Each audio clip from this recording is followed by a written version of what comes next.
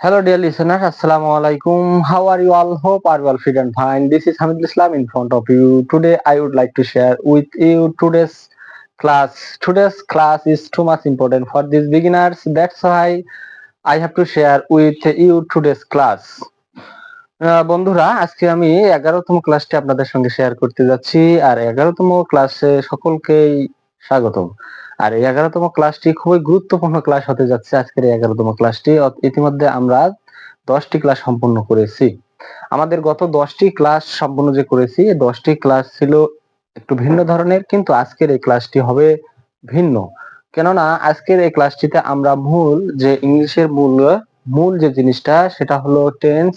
এই টেন্সের ক্লাসটি আজকে থেকে আমরা শুরু করতে যাচ্ছি। তাই আজকের এই ক্লাসটি খুবই গুরুত্বপূর্ণ class. Those people are beginners. This class is too much important for these beginners. That's why I have to learn this class, take this class. বন্ধুরা, তো শুরু করা যাক।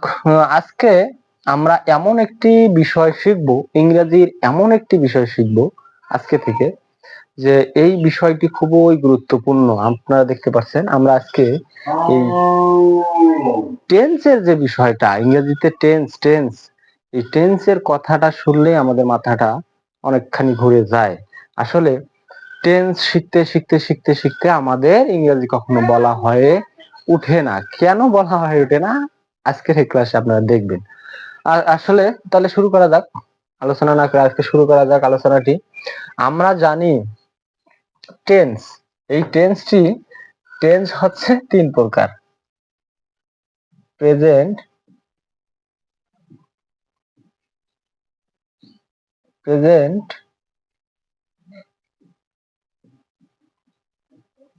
Past,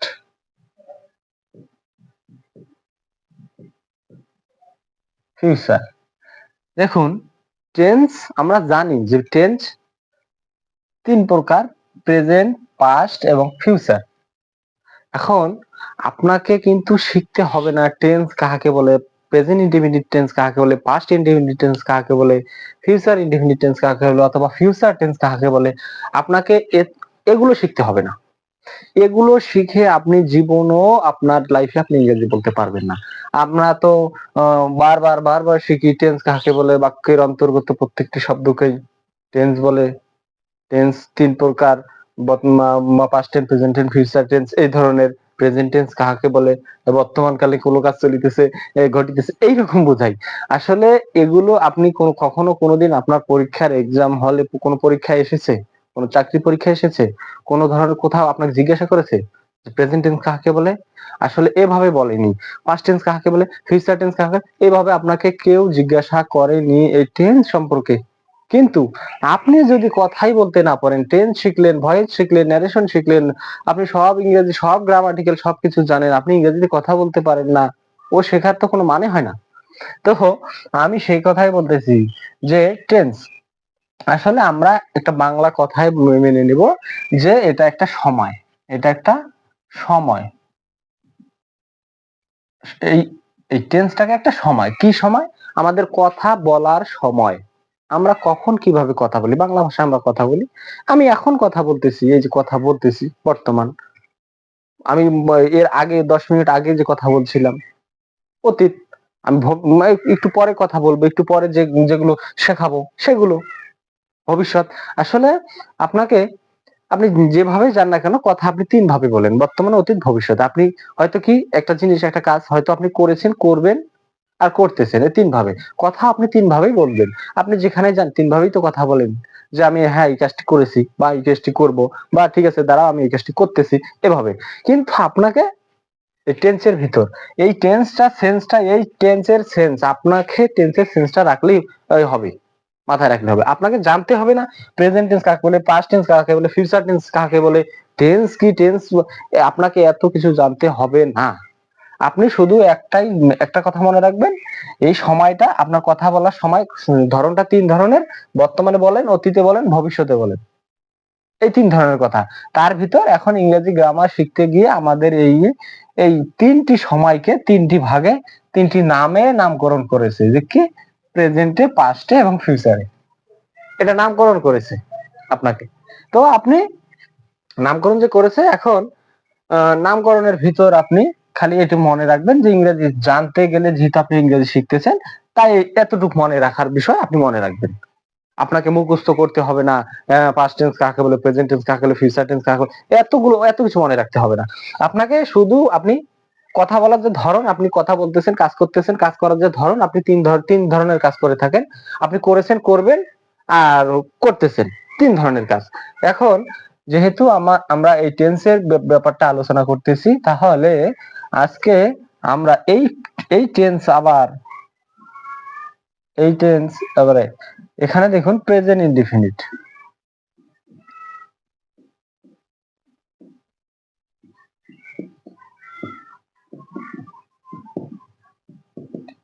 present indefinite. এখন এই প্রেজেন্ট টেন্স এর ভাগ দেখুন, present indefinite, present continuous, present perfect continuous, এই ধরনের কথা। এত কিছু আপনার মনে রাখা লাগবে না। আমরা আজকে আলোচনা করব present indefinite tense. Present indefinite tense present indefinite tense আমরা আজকে আলোচনা করব। বাকি পাস্ট এবং ফিউচার টেন্স আমরা পরবর্তী ক্লাসগুলোতে আলোচনা করব। Present indefinite tense. এখন প্রেজেন্ট ইনডিফিনিট টেন্স কাকে বলে আপনাকে এটা শিখতে হবে। প্রেজেন্ট ইনডিফিনিট টেন্স কাকে বলে? নো, আপনি ইংরেজিটা আপনি বোঝেন কিনা, যে প্রেজেন্ট ইনডিফিনিট টেন্স এই জিনিসটা বোঝেন কিনা, সেটা মুখ্য বিষয়। প্রেজেন্ট ইনডিফিনিট টেন্স কাকে বলে এরকম কিছু শিখতে হবে। বাংলা ক্রিয়া শেষে ইয়াসো, ইয়াসি, এগুলো যোগ থাকলে প্রেজেন্ট ইনডিফিনিট টেন্স হয়, এগুলো শেখার কোনো দরকার নেই। আপনি শুধু মনে রাখবেন আপনি যে কাজ করতেছেন, যে দেখুন যে প্রেজেন্ট ইনডিফিনিট টেন্স আপনি একটাই মনে রাখবেন, যে প্রেজেন্ট বর্তমান, অবশ্যই বর্তমানের। যেমন I eat rice. I eat rice কি হবে? আমি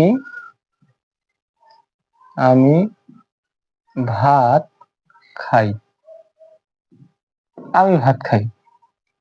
আই ইট রাইস, আমি ভাত খাই, তাহলে খাই কি? এখন এই খাচ্ছি, I eat rice. Present indefinite, বর্তমান কথা বলতেছি।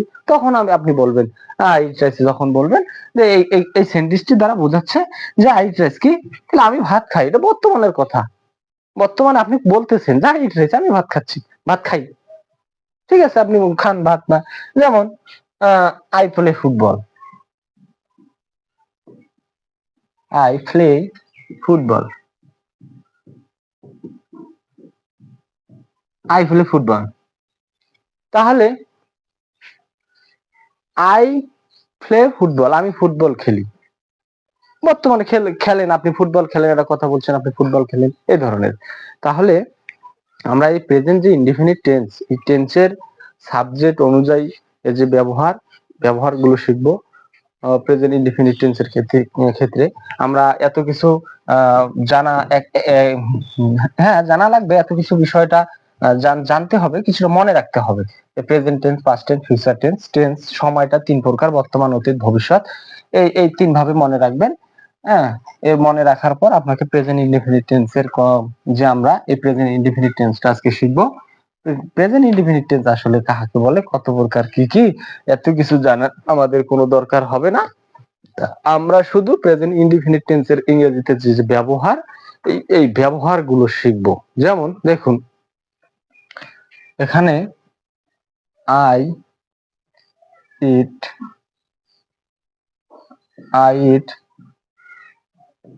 Rice, we eat rice, you eat rice. আবার you eat rice, he eats rice, they eat rice,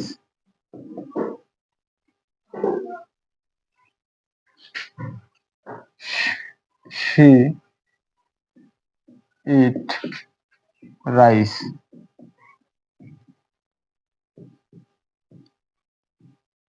Rana eat rice, someone eat rice. দেখুন আমি কিভাবে লিখেছি, সাবজেক্ট অনুযায়ী কিভাবে লিখেছি, সাবজেক্ট অনুযায়ী কিভাবে লিখেছি সেটা আগে দেখুন। আপনাকে এই সাবজেক্ট অনুযায়ী আগে প্রেজেন্ট টেন্স, এখন আপনি বলবেন প্রেজেন্ট ইনডেফিনিট টেন্স গঠন আমাকে জানতে হবে, subject plus verb plus object, আপনার এত কিছু জানতে হবে।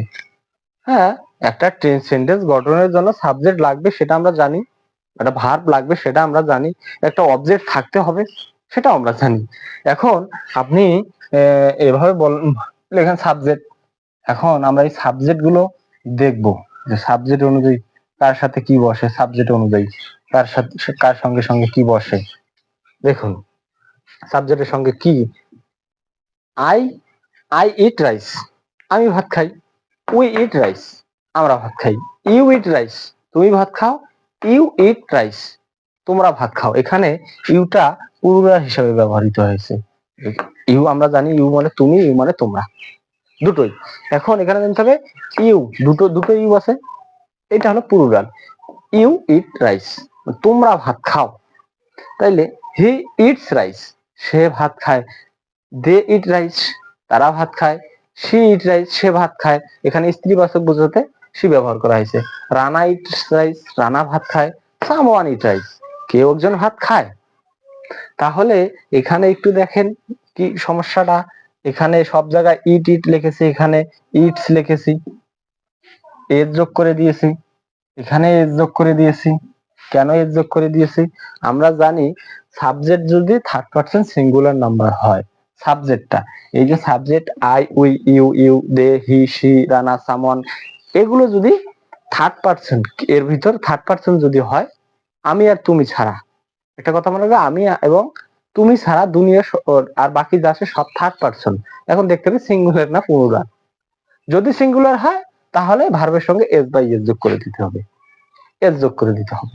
এখন ওগুলো আমরা পরে শিখবো ইনশাল্লাহ। তো আগে আপনি মনে রাখবেন এই সাবজেক্ট গুলো মনে রাখবেন, খুবই গুরুত্বপূর্ণ। সাবজেক্ট কার সঙ্গে কি যাচ্ছে। আইট রাইস, আমি ভাত খাই। উইট রাইস, আমরা ভাত খাই। ইউট রাইস, তুমি ভাত খাই। ইট রাইস, তোমরা ভাত খাই। দে ইট রাইস, তারা ভাত খায়। হি ইট রাইস, সে ভাত খায়। সি ইট রাইস, সে ভাত খায়। ইট ইস রাইস, ইট রাইস, ইহা ভাত খায়। সামওয়ান ইট রাইস, কেউ একজন ভাত খায়। আপনাকে এই চার্ট মুখস্থ করে ফেলতে হবে, একবারে মুখস্থ, কোনো কথা হবে না। আপনি যদি ইংরেজি শিখতে চান, ইংরেজি ভাষায় কথা বলতে চান, তাহলে আপনাকে প্রেজেন্ট টেন্স কাকে বলে, ইনডিফিনিট, প্রেজেন্ট, ফিউচার, এগুলো জানার কোনো দরকার নেই। আপনাকে চার্ট মুখস্থ করতে হবে, একেবারে হুবহু মুখস্থ। সাবজেক্ট অনুযায়ী আপনি একেবারে মুখস্থ। আই ট্রেস, আমি ভাত খাই। উই ট্রেস, আমরা ভাত খাই। ইউ ট্রেস, তুমি ভাত খাই। ইউ ট্রেস, তোমরা ভাত খাই। দে ট্রেস, তারা ভাত খায়। হি ট্রেস, সে ভাত খায়। সি ট্রেস, সে ভাত খায়। আই প্লে ফুটবল, আমি ফুটবল। উই প্লে ফুটবল, আমরা ফুটবল। হি প্লে ফুটবল, আমরা তারা ফুটবল খেলে। হি প্লে ফুটবল, তারা ফুটবল খেলে। দে প্লে ফুটবল, তারা ফুটবল। ইট প্লে ফুটবল, ইহা ফুটবল খেলে। Rana play football, Rana football খেলে। সামন প্লে ফুটবল, কেউ একজন ফুটবল খেলে। এইভাবে একেবারে মুখস্থ, ঠোঁটের আগায় থাকতে হবে এই স্ট্রাকচার। এখন আপনাকে মুখস্থ করতে হবে না প্রেজেন্ট ইনডিফিনিট টেন্সের ক্ষেত্রে subject plus verb plus object, verb যদি subject third person singular number হয় তার সঙ্গে এস বাই এস যোগ করতে হবে। আপনাকে এগুলো মুখস্থ করতে হবে না। আপনি যেগুলো দিয়ে কথা বলতে পারবেন, যেগুলো দিয়ে আপনি কারোর সঙ্গে কথা বলতে পারবেন, কারো কথা বুঝতে পারবেন, আপনার ইংরেজি ভাষাটাকে শিখতে পারবেন, আপনি সেই দিকে ফোকাস করুন। আপনাকে স্ট্রাকচার কি বললো, প্রেজেন্ট ইন্ডিপেন্ডেন্ট টেন্স কাকে বলে, আপনি শিখে প্রেজেন্ট ইন্ডিপেন্ডেন্ট টেন্স শিখে আপনি কারোর সঙ্গে কথা বলতে পারবেন না। প্রেজেন্ট ইন্ডিপেন্ডেন্ট টেন্স কাকে বলে আপনাকে কেউ জিজ্ঞাসা করবে, প্রেজেন্ট ইন্ডিপেন্ডেন্ট টেন্স কোথা থেকে আসলো, মানে কি কাকে বলে বলো, কোনো পরীক্ষার খাতায় এ ধরনের কখনো আপনি আসবে না, চ্যালেঞ্জ আপনার সঙ্গে এ ধরনের কোনো কিছু থাকবে না। এখন আপনি সাবজেক্ট অনুযায়ী আই ড্রেস, আমি ভাত খাই। উই ড্রেস, আমরা ভাত খাই। ইউ ড্রেস, তুমি ভাত খাই। ইউ ড্রেস, তোমরা ভাত খাও। দে ড্রেস, তারা ভাত খায়। হি ড্রেস, সে ভাত খায়। সি ড্রেস, সে ভাত খায়। ইট ড্রেস, ইহা ভাত খায়। সামন ড্রেস, কেউ একজন ভাত খায়। আপনি এক নিঃশ্বাসে যে কয়বার আপনার পক্ষে সম্ভব হয় আপনি বলুন। তাছাড়া আপনি ওই স্ট্রাকচার, টেন্স কাকে বলে, প্রেজেন্ট টেন্স কাকে বলে, এগুলো দিয়ে হবে না। রিয়েল ফ্যাক্ট এগুলো দিয়ে হবে না। তো আপনি ডিরেক্ট চার্ট মুখস্থ করে ফেলবেন। চার্ট মুখস্থ করে ফেলবেন। আপনি এখানে চেঞ্জ করতে পারেন, চেঞ্জ করে দিবেন সাবজেক্ট। আপনি সাবজেক্ট আছে, ভার্ব চেঞ্জ করে দিবেন। এখানে ইট আছে, এখানে প্লে প্লে দিতে পারেন, প্লে দিতে পারেন। আপনি আপনি ইটের বদল প্লে, আপনি যেটা আপনার কাছে ভালো লাগে আপনি সেটা সেটা করতে পারেন। আই প্লে ফুটবল, আমি ফুটবল খেলি। আই আই স্লিপ, আমি ঘুমাই, আই স্লিপ। আই স্লিপ, আমি ঘুমাই। উই স্লিপ, উই স্লিপ, আমরা ঘুমাই। এভাবে সাবজেক্ট অনুযায়ী আপনি দিতে, সাবজেক্ট অনুযায়ী দিতে থাকবেন। সাবজেক্ট দিবেন, ভাব দিবেন, সাবজেক্ট দিবেন, ভাব দিবেন, দিয়ে আপনি সেন্টেন্স মেক করবেন। এটা হলো আপনার কাজ। আপনি যেভাবে পারেন, আপনি যেভাবেই পারেন এই এই ছকটা আপনাকে মুখস্থ করতে হবে। এই সাবজেক্ট গুলো I we you they he she it রানা সামওয়ান, এগুলো আপনাকে I we you they he she, I আমরা উই আমরা, আই আমরা উই আমরা, আই আমি উই আমরা, ইউ আমরা তুই ইউ তুমি ইউ তোমরা, দে তারা, হি সে ইট ইহা রানা রানা রানা সামওয়ান কেউ একজন। আপনাকে এভাবে একবারে মুখস্থ করে ফেলতে হবে। আই আমি উই আমরা, ইউ তুমি ইউ তোমরা, দে তারা, হি সে ইট ইহা রানা রানা সামওয়ান কেউ একজন। আপনাকে আই মানে যে আমি, আপনাকে যেন এটা থিঙ্ক করতে না হয়, আপনাকে যেন থিঙ্ক করে বলতে না হয়। উই আমরা, এটার জন্য থিঙ্ক করে বলতে না হয়। হি সে, এটার জন্য চিন্তা করতে না হয়। একেবারে মুখস্থ করে ফেলতে হবে, একেবারে। এই জন্য আমি বলতেছি যে আপনি ওই টেন্সের ওই দিক ফোকাস দিবেন না, আপনি চারটার দিক ফোকাস দেন, চার্টের দিক ফোকাস দেন, তাই আপনার হয়ে যাবে ইনশাল্লাহ। এরপরে আমরা আরেকটু শিখবো। দেখুন, অ্যাফার্মেটিভ, নেগেটিভ, নেগেটিভ অ্যাফার্মেটিভ এগুলো আছে, আমরা পরবর্তী ক্লাসে অবশ্যই শিখবো ইনশাল্লাহ। দেখুন,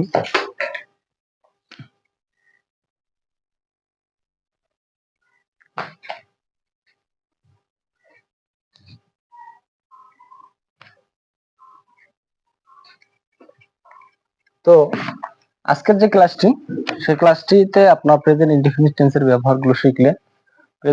এর পরবর্তীতে আমরা এই প্রেজেন্ট ইনডিফিনিট টেন্স কে ব্যবহার করে কিভাবে আমরা প্রশ্ন করব। যেমন আপনি লিখলেন I play cricket, I play cricket, আমি ফুটবল খেলি। এখানে যখন আপনি এটাকে নেগেটিভ করতে যাবেন, নেগেটিভ, যে আমি ফুটবল খেলি, এখন আপনি বলবেন আমি ফুটবল খেলি না, তখন আপনি কিভাবে বলবেন। এরপরে অ্যাফার্মেটিভ আপনি কিভাবে বলবেন এবং অ্যাফার্মেটিভ নেগেটিভ আপনি কিভাবে করবেন, এর পরবর্তী ক্লাসগুলোতে আমরা অবশ্যই শিখব। তো আজকে আমি আপনাদেরকে আবারও বলতেছি, যদি আপনি ইংরেজি শিখতে চান, আজকের এই ক্লাসটি খুবই গুরুত্বপূর্ণ আপনার জন্য। প্রেজেন্ট টেন্সের যে আমরা ক্লাসটি শুরু করছি, ক্লাসটি খুবই গুরুত্বপূর্ণ। আপনাকে টেন্স সম্পর্কে সেন্স থাকতে হবে, টেন্সের ব্যাপক আপনাকে জানতে হবে না, টেন্স সম্পর্কে একটা ধারণা থাকবে, একটা সেন্স থাকবে। আপনি কথা বলতেছেন, কাজ করতেছেন, কখন কিভাবে কাজ করতেছেন, কখন কিভাবে কথা বলতেছেন, এতটুকু আপনার জানাটা থাকলে আপনি ইংরেজিতে কথা বলতে পারবেন 100%। আপনি আমার সঙ্গে থাকুন। আমরা ক্লাস শুরু করেছি ডে 1 থেকে 100 ডেজ। ইতিমধ্যে আমরা আজকে 11তম ক্লাস শেষ করলাম। তো আশা করব এই ক্লাসগুলোর সঙ্গে যদি আপনি থাকেন, আপনি ইংরেজি ইনশাল্লাহ অবশ্যই শিখবেন। আমার সঙ্গে থাকেন, আমাকে বিশ্বাস করেন, অবশ্যই আপনি ইংরেজি শিখবেন। কেননা ইংরেজি শেখা সহজ, আমরা কঠিন করে ফেলেছি গ্রামাটিক্যাল রুলস রেগুলেশন দিয়ে। তাই আমি বলবো যে ইংরেজিটাকে ভাষা হিসেবে, সহজ হিসাবে নেন, অবশ্যই আপনি ইংরেজি শিখবেন। তো আজকে no more today dear listeners, thank you very much.